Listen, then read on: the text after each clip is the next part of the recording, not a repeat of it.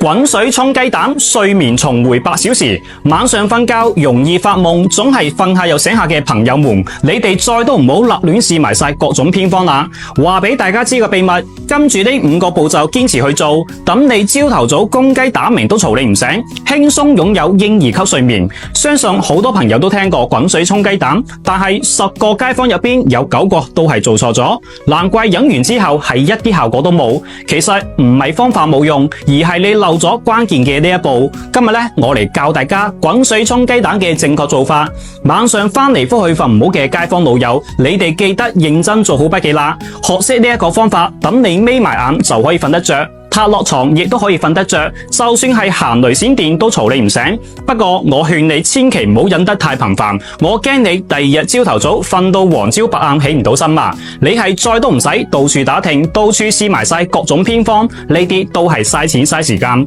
咁有緣刷到呢條視頻下邊嘅呢一排，隨便幫手點翻幾個，翻到屋企慢慢再嚟睇。以前嘅我都係成晚瞓唔好，冇嚟精神，成個人攰賴賴咁，好唔容易瞓着咗，又容易驚醒，搞到成晚都係又焦慮又煩躁。後嚟我陪村一位96歲嘅老人家捉象棋，發現佢成個人都精力旺盛，思維敏捷，完全唔似90幾歲。重點係佢每日可以瞓足8個鐘以上。於是乎，我厚住面皮同佢請教瞓得好嘅方法。起初佢係點都唔肯講，咁後嚟我就喺村入邊住咗半個月，每日陪佢飲茶傾偈打掃花園，終於俾我嘅誠心所打動，將佢瞓得好嘅方法話咗俾我知。原嚟呢個方法係佢阿爺傳落嚟嘅，佢仲同我講用咗呢個方法已經30幾年，真係非常唔錯。老人家經常講滾水雞蛋湯，一覺瞓到大天光，但係99%嘅人做法都係錯嘅，所以效果出唔到嚟。咁我跟住老人家嘅呢個方法，用咗一段時間之後，感覺真係非常唔錯。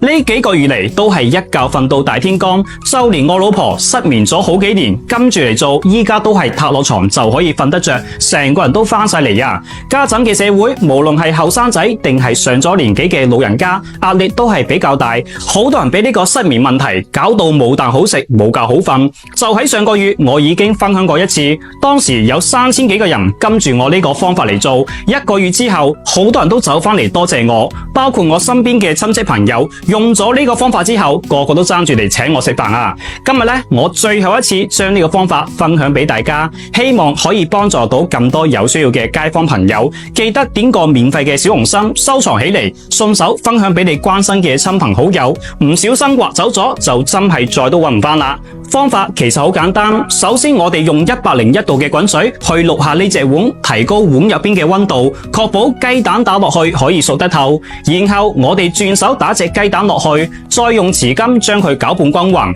跟住重點嚟啦，雞蛋入邊一定要加翻1到2殼呢個酸棗仁粉，記住啦，係酸棗仁粉，千祈唔好搞錯，呢個係關鍵步驟。然後再次倒入101度滾水，沖出蛋花，再次攪拌均勻，就可以直接攞佢嚟飲啦。呢個就係著名嘅酸棗仁豬腳湯。老人家經常講，藥補不如食補，食補不如覺補，瞓個靚覺真係比咩都重要啊！每晚臨瞓前飲翻1碗佢，當你再次睜大眼嘅時候，天就已經光晒啦，成個人都精神飽滿晒，容光煥發，零舍唔同啊！咁最後再次提醒大家多一次，呢種酸棗仁粉一定要揀天然優質嘅酸棗仁粉先至有用，千祈唔好買到嗰種分流嘅或者扁豆染色嘅，唔係嘅話真係得不償失啊！如果你都想試下呢個正宗嘅酸棗仁粉，出去買又驚買錯嘅，可以點我頭像下邊櫥窗已經幫大家準備好晒，趁住廠家搞緊活動，用料上乘，真材實料有保證，